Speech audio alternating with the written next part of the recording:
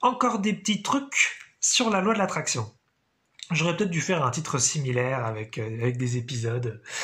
Euh, mais, euh, mais bon, c'est pas grave. Je trouve des trucs comme ça. Parfois, je me dis que j'en ai peut-être fini avec la loi de l'attraction. Mais bon, comme tout est infini, je finis par trouver d'autres petites choses. Donc là, j'ai deux petits trucs à vous proposer, à vous partager sur le sujet.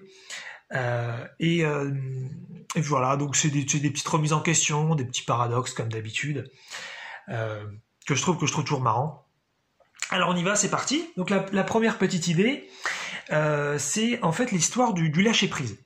En loi de l'attraction, on vous dit souvent que, eh bien, si vous êtes, voilà, si vous êtes dans le présent, que vous acceptez vous acceptez plus ce qui se passe là tout de suite, et que vous lâchez prise, que vous êtes un petit peu à la cool, eh bien les vibrations montent, vous alliez davantage avec qui vous êtes vraiment, avec votre être intérieur ou avec le courant de la rivière, et les choses vont se manifester beaucoup plus facilement. Voilà. C'est a priori ce qu'on retrouve beaucoup donc en l'attraction. Donc par exemple, on vous dit bah voilà, passez du temps à méditer, voilà. Mieux vous vous sentez, plus vous êtes cool, plus vous lâchez prise, voilà. Et c'est vrai que parfois donc je pense qu'on a remarqué que euh, si on est un petit peu trop stressé sur un truc qu'on veut vraiment qui se produise et tout, à un moment donné, voilà, on veut trop dessus, on devient peut-être un petit peu trop rigide, trop agressif voilà, et puis bah on sent bien que l'énergie elle se bloque et que finalement ça marche pas. Donc je trouve quand même que cette cette approche, cette proposition, elle fait quand même assez sens. Mais j'aurais pu appeler ça aussi comme ça, cette vidéo. Mais il se passe qu'il y a quand même des phénomènes qu'on a tous vécu. C'est très concret. On a tous vécu donc les opposés qui viennent un peu contredire, puisque là ce que je dis c'est que en lâchant prise, ça marche en général beaucoup mieux, et en se rigidifiant, ça marche beaucoup moins bien. Voilà, c'est ce que dit la loi d'attraction et c'est ce qu'on a a priori aussi pas mal vérifié. Mais on a vérifié les opposés aussi. Euh, je pense qu'on a tous des exemples où quand parfois on lâche prise, on est à la cool, il se passe rien. On a envoyé la commande dans l'univers, hein, comme ils nous disent de faire, et puis on est vraiment cool, on est détente et tout, voilà, on médite, on est bien, on pense à rien, on se stresse pas, et il se passe rien. Donc c'est pas quelque chose finalement où voilà, ça marche dans les deux sens. Et puis il y a aussi parfois en se stressant volontairement, ça marche. Et ça, c'est intéressant. Alors effectivement, j'avais parlé dans une vidéo avant de que bah, parfois, quand on se sent mal, on peut tout à fait produire des choses. Mais là, je voulais plutôt parler du phénomène de la concentration, du lâcher prise. C'est qu'en fait, parfois, voilà, comme on veut vraiment vachement se concentrer, on pense qu'on va vraiment y arriver, et parfois donc on bloque. Et donc parfois ça marche pas. Je me souviens d'une fois où, et je pense qu'on l'a tous vécu ça. Une fois, je faisais du bowling avec des potes. Voilà, voilà, et je suis un peu en train de perdre par rapport au score des autres, et voilà, très bien. Donc à un moment donné, je m'en fous un peu parce que j'arrête de vouloir gagner ou de vouloir faire des bons scores, et je fais un peu n'importe quoi. Je prends la boule et je fais une figure de style, mais comme ça, improvisée, inventée, n'importe quoi. Je fais un peu le malin, quoi. Je lance la boule et je fais un strike. Et ça, c'est exactement ça. C'est je lâche prise, je m'en tape, je n'ai plus rien à faire. Et finalement, je fais un strike. Donc là, on voit qu'effectivement, avec le lâcher prise, je fais ce résultat-là. Mais à d'autres moments, je pourrais aussi être ultra concentré, en mode un peu même vénère, je veux gagner, je veux faire un strike, je suis chaud putain, je me concentre à fond, et je fais le strike. Donc finalement, on peut avoir ce résultat dans les deux cas. Et dans les deux cas, on peut tout à fait ne pas l'avoir. On peut être ultra concentré, faire super bien le mouvement et être au taquet, et le strike, on va pas le faire, ça va être dans la gouttière, ou dans... on va faire une quille ou deux, quoi. Et puis sinon, bah, on est en mode ultra détente, on essaie d'être tranquille, de s'aligner, et puis il se passe rien. Donc, encore une fois, quelque chose qui est pas clair en loi de l'attraction. Dans la mesure du possible, lâcher prise, je pense que c'est bien, et être concentré, c'est intéressant aussi. Encore une fois, ça dépend des moments, je pense que c'est des oscillations, c'est une histoire aussi de cerveau gauche, cerveau droit, hein, puisque en général, la bonne concentration, c'est plutôt cerveau gauche, et le lâcher prise, c'est plus cerveau droit. Mais voilà, hein, donc il s'agit plus de, je pense, comme je viens de le dire, en fonction des situations. Lâchez prise plutôt à certains moments et concentrez-vous plutôt à d'autres. Mais finalement, là-dessus, qu'il faudrait lâcher prise pour que ça fonctionne, c'est vrai et c'est pas vrai. Et que se concentrer va donner forcément des résultats, c'est vrai et c'est pas vrai. Voilà. Donc un petit paradoxe de plus sur la loi de l'attraction. Deuxième idée de la vidéo. Alors là, on est sur quelque chose de beaucoup plus subtil. Et ça, c'est quelque chose qu'en revanche, on n'a pas forcément tous conscientisé, remarqué. Et c'est l'idée de la conscience qui change avec le temps. Et donc, l'appréciation n'est pas la même. Ça veut dire quoi? Ça veut dire que, en loi d'attraction, par exemple, mettons, vous voulez, je sais pas, n'importe quoi. Vous voulez une voiture, vous voulez un voyage, vous voulez manger dans un très très grand restaurant. Voilà, je prends des exemples matériels. Voilà, vous voulez obtenir tel objet, voilà, il y a un truc important par rapport peut-être à votre capacité d'aujourd'hui de manifester ça rapidement, et donc vous voulez vraiment cette chose. Et voilà, et vous voulez cette chose là maintenant. Ça veut dire si par exemple vous imaginez avec la personnalité que vous avez tout de suite aujourd'hui, maintenant, en train de conduire tel type de voiture, eh bien voilà, vous dites bah ouais ça correspond bien en fait. Cette voiture que là j'imagine en train de conduire, elle correspond bien en fait à la personnalité que j'ai aujourd'hui. Ça me va vachement bien dans mon imagination. Et alors après parfois on découvre des choses, parfois effectivement. Quelque chose qu'on obtient, finalement ça correspond pas trop. Ça pourrait être une autre idée d'ailleurs, tiens. Mais là voilà, on imagine que c'est bon et que d'ailleurs si on le vit, on vérifie qu'effectivement ça colle vraiment. Le souci c'est que on peut pas le manifester tout de suite. Il faut qu'on s'aligne davantage, il faut qu'on fasse plein de trucs, il faut qu'on peut-être on prenne en compétence, il faut qu'on peut-être on nettoie des choses en interne. Il faut peut-être qu'on attende, peut-être que voilà, si on n'est pas dans un esprit de commande, mais qu'on est dans un esprit de demande, eh ben il faut attendre que l'univers voilà nous dépose la chose, enfin nous donne les étapes, les actions à mener.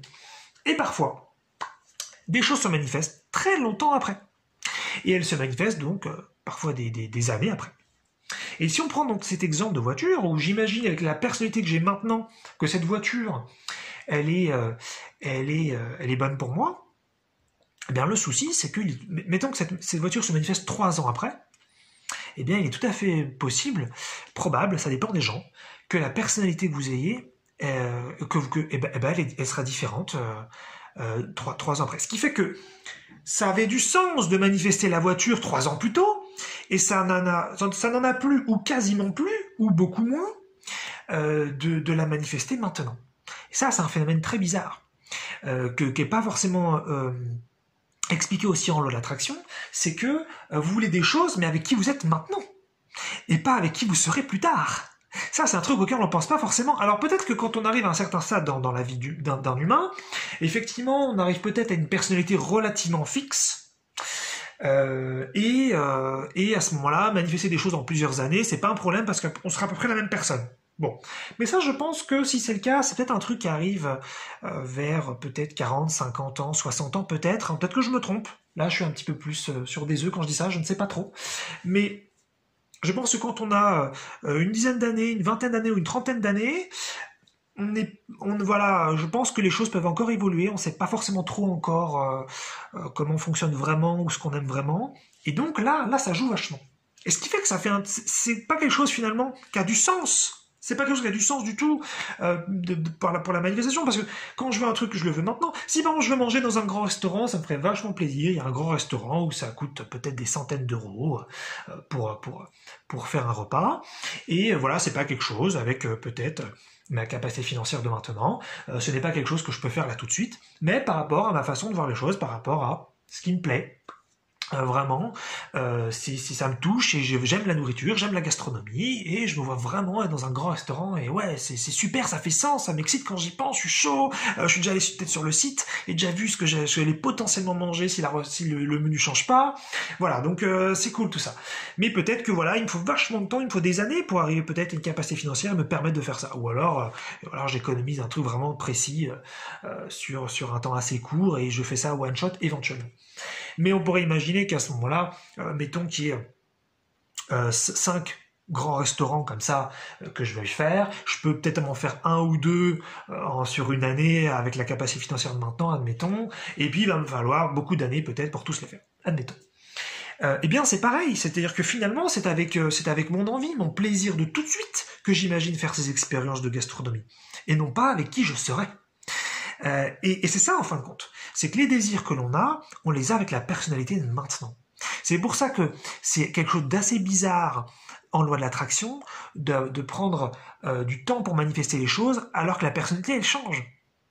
Donc on est sur quand même quelque chose d'un petit peu paradoxal, puisque on pourrait penser que soit le désir reste le même, le plaisir reste le même, la personnalité reste la même avec le temps, ou alors que ça se manifeste très vite.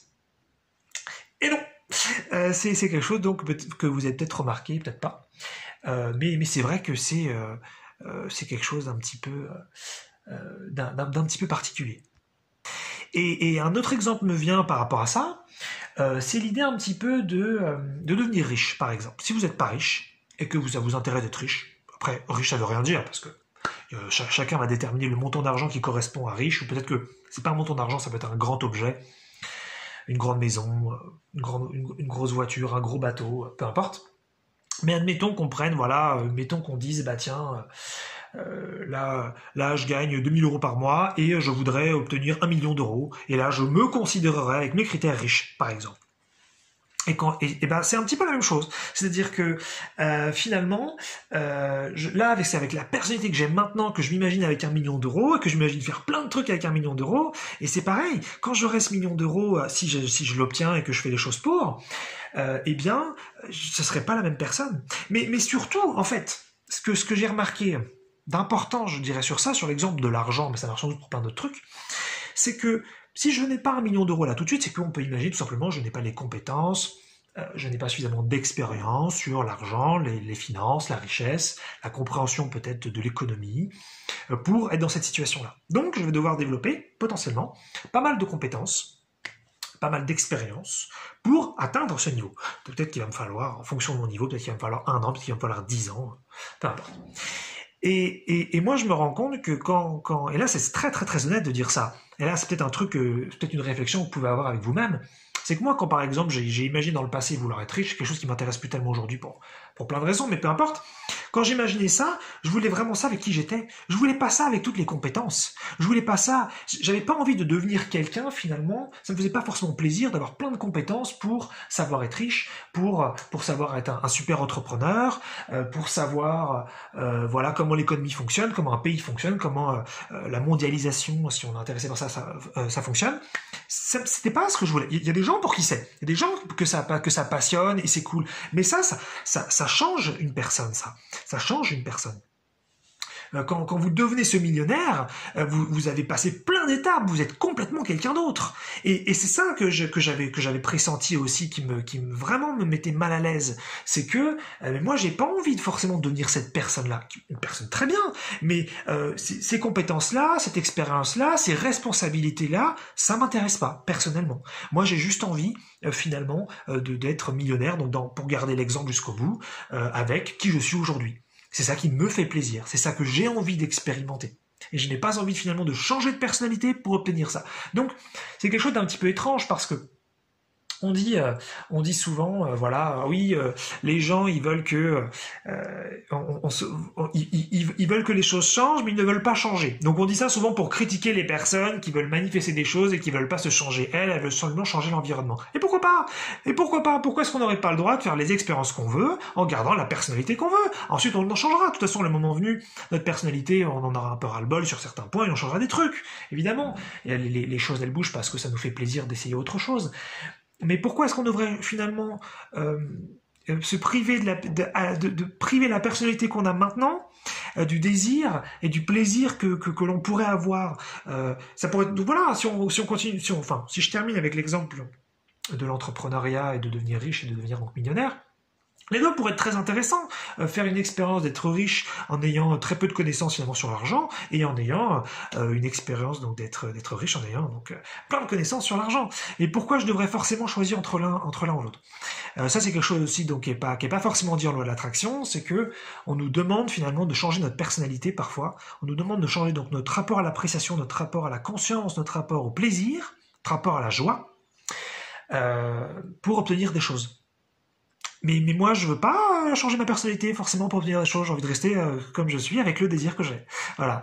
Donc, pas forcément un paradoxe, bien que, mais plus une réflexion, une question vis-à-vis de l'attraction. Finalement, hein, la temporalité dans la manifestation, ça joue beaucoup. Voilà. Donc, c'est pas du tout anodin que les choses puissent prendre du temps. Ça a des vraies conséquences. Et puis donc la première idée sur le lâcher prise, parfois utile, parfois pas, et la concentration, parfois utile, parfois pas.